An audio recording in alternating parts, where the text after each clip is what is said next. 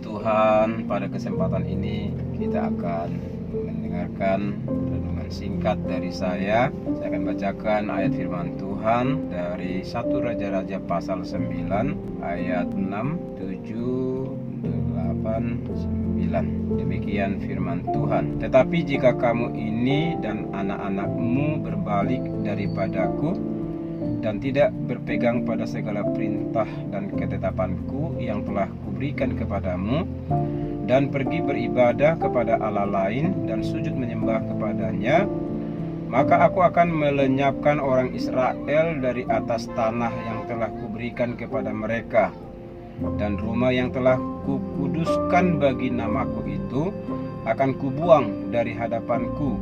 Maka Israel akan menjadi kiasan dan sindiran di antara segala bangsa, dan rumah ini akan menjadi reruntuhan, sehingga setiap orang yang lewat akan tertegun, bersuit dan berkata, apakah sebabnya Tuhan berbuat yang demikian kepada negeri ini dan kepada rumah ini? Maka orang akan berkata, sebab mereka meninggalkan Tuhan Allah mereka yang membawa nenek moyang mereka keluar dari tanah Mesir, dan sebab mereka berpegang pada Allah lain dan sujud menyembah kepadanya dan beribadah kepadanya. Itulah sebabnya Tuhan mendatangkan segala malapetaka ini ke atas mereka. Puji Tuhan, pembacaan yang singkat ini akan menjadi perenungan kita pada sore hari ini. Di dalam 1 Raja-Raja pasal 9 ini adalah kisah bagaimana Raja Salomo telah membangun bait Allah begitu megahnya, dan juga istana kerajaan Salomo. Saya beritahu kepada saudara bahwa dalam pembangunan ini itu sangat luar biasa berkat Tuhan. Ada peranan seorang raja yang bernama Raja Hiram yang sungguh-sungguh berjuang membantu pembangunan rumah Tuhan dan pembangunan istana raja yang begitu megah secara profesional, mengangkut kayu aras dari Libanon dan dibuat rakit-rakit dan dikirimkan melalui laut. Itu begitu dahsyat sekali, pekerjaan yang begitu berat, dan mereka sanggup mengerjakan dengan baik. Menjadi perenungan kita hari ini di dalam ayat ini yang berkata bahwa jika kamu ini dan anak-anakmu berbalik daripadaku. Kalimat berbalik ini perlu menjadi perenungan kita. Kenapa Bapak Ibu Saudara yang dikasihi Tuhan? Karena selama kita ada di dalam perlindungan Tuhan, maka tidak ada yang perlu kita takutkan dalam hidup ini. Dan Salomo begitu dekat dengan Tuhan. Salomo memiliki hubungan yang baik dengan Tuhan, sehingga kita bisa melihat di situ bahwa betapa Tuhan membela Salomo dalam segala hal. Sejak dia ditahbiskan menjadi seorang raja dan dia memimpin kerajaan Israel itu, maka kita lihat kemajuan yang begitu pesat. Banyak keberhasilan yang belum pernah dialami di masa-masa sebelumnya. Dan kita lihat bagaimana berkat Tuhan itu begitu luar biasa yang dialami oleh Raja Salomo. Tetapi ada warning, ada sebuah perhatian khusus supaya Raja Salomo ini diingatkan bahwa semua janji-janji Allah itu akan lenyap. Bahkan untuk melanjutkan kerajaan Israel itu pun akan hilang apabila anak-anakmu berbalik daripadaku dan tidak berpegang pada segala perintah dan ketetapanku.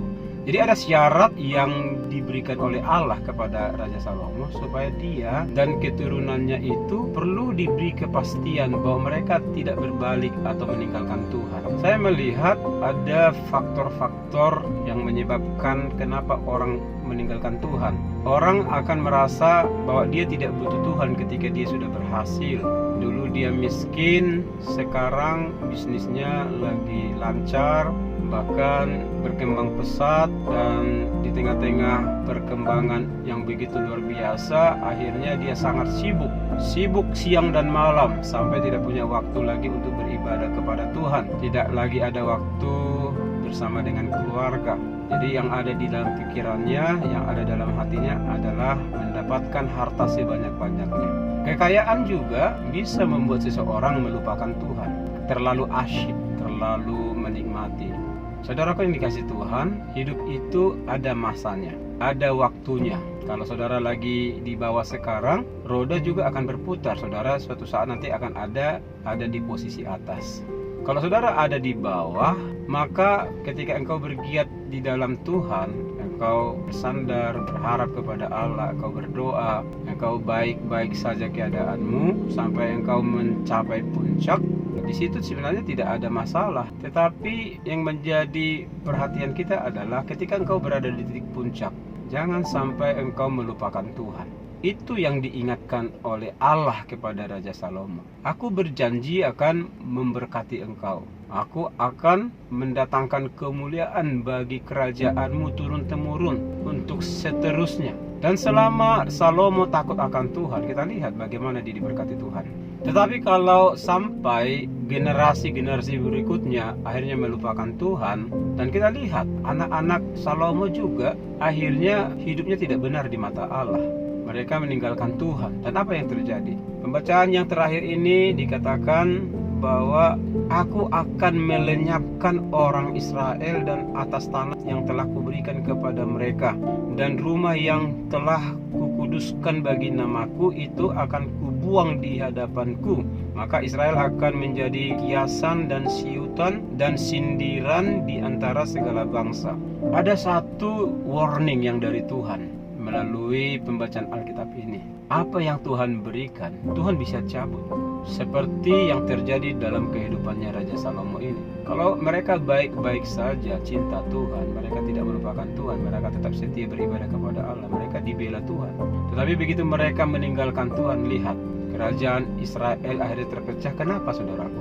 Karena anak-anaknya jahat di mata Allah. Akhirnya sejarah membuktikan bahwa bait Allah dan istana Raja Salomo yang dibangun begitu megahnya, saudaraku, itu tidak berbekas, hanya tinggal puing-puing.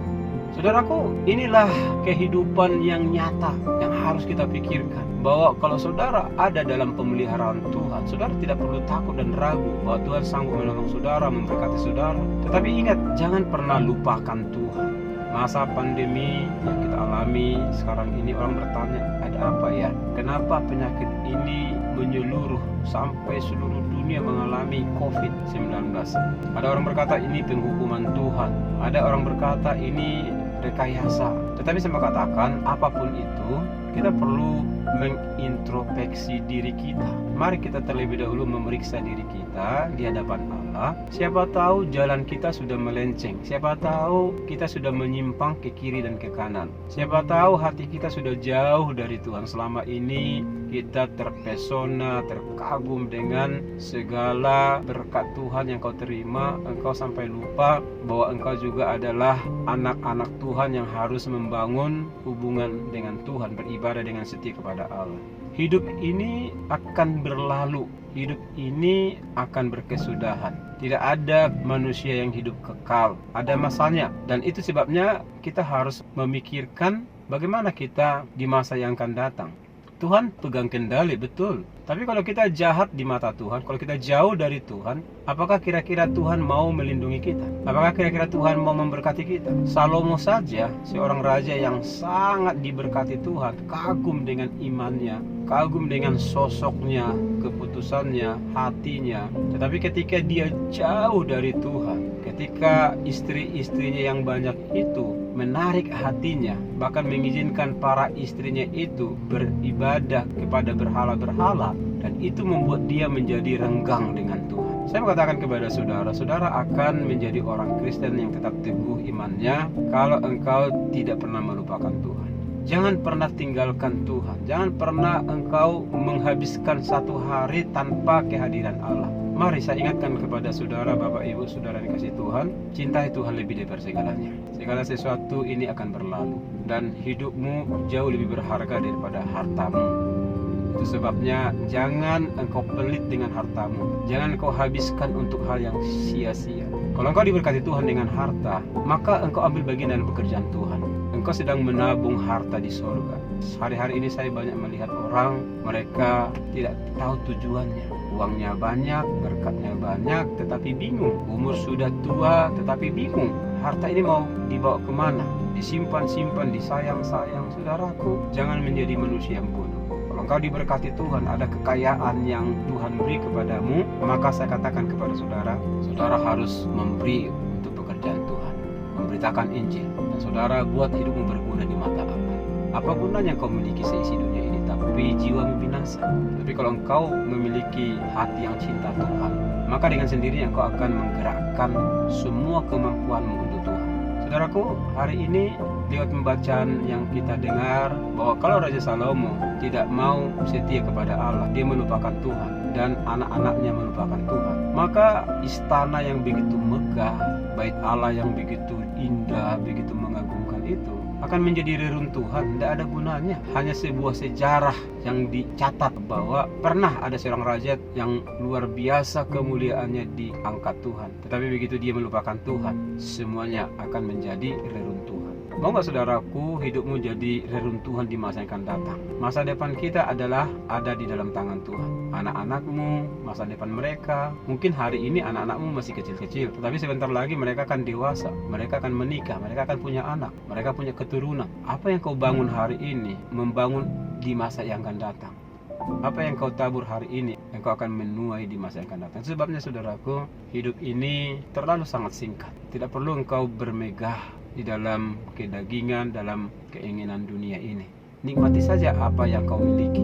Nikmati saja hari-harimu, tidak perlu over, berlebihan. Dan syukuri dengan setiap peristiwa yang terjadi, karena hidup ini akan menjadi indah kalau engkau tetap ada di jalan Tuhan.